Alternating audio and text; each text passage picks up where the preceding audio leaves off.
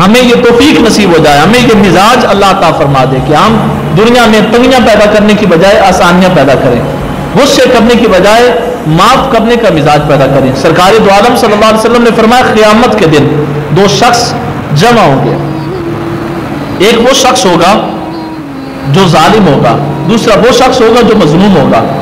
ظالم ظلم کرنے والا بھی اللہ کی بارگاہ میں, مظلوم جس پر ظلم کیا گیا وہ بھی اللہ کی بارگاہ میں.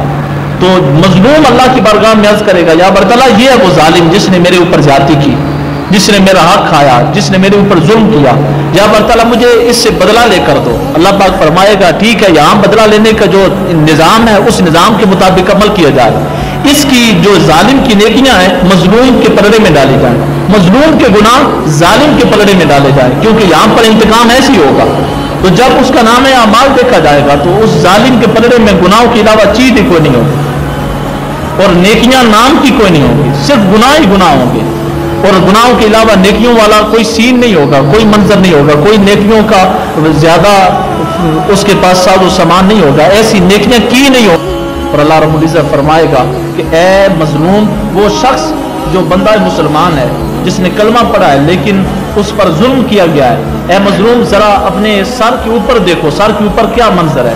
تو جب وہ مظلوم سر اٹھا کر دیکھے گا تو اوپر خوبصورت موتیوں والا مال ہوگا, جس کے اوپر ہیرے بھی لگے ہیں, جواہرات بھی لگے ہیں, یاقوت اور مرجان بھی لگا ہے, خوبصورت عالی شان مال خوبصورت ہوگا. تو وہ مظلوم اللہ کی بارگاہ میں سارے شکوے بلا دے گا, اسے ظالم کا ظلم بھول جائے گا ایک مال دیکھنے کے ساتھ.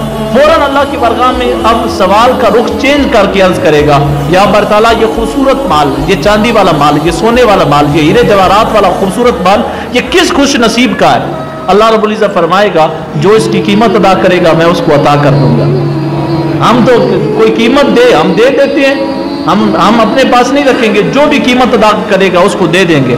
تو وہ بندہ عرض کرے گا, وہ مظلوم کہے گا یا برتلا تیرے مال کی قیمت کون دے سکتا ہے, یہ عالی شان مال اس کی قیمت جنت میں ہم کیسے دے سکتے ہیں, اس معاشر کی پرخطر گھڑی میں ہم کیسے دے سکتے ہیں.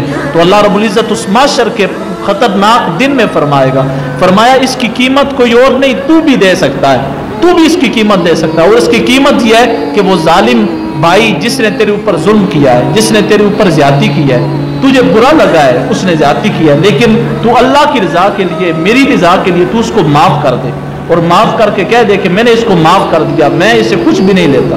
تو اس معافی کے بدلے میں تجھے یہ جنت کا خوبصورت مال دے دوں گا.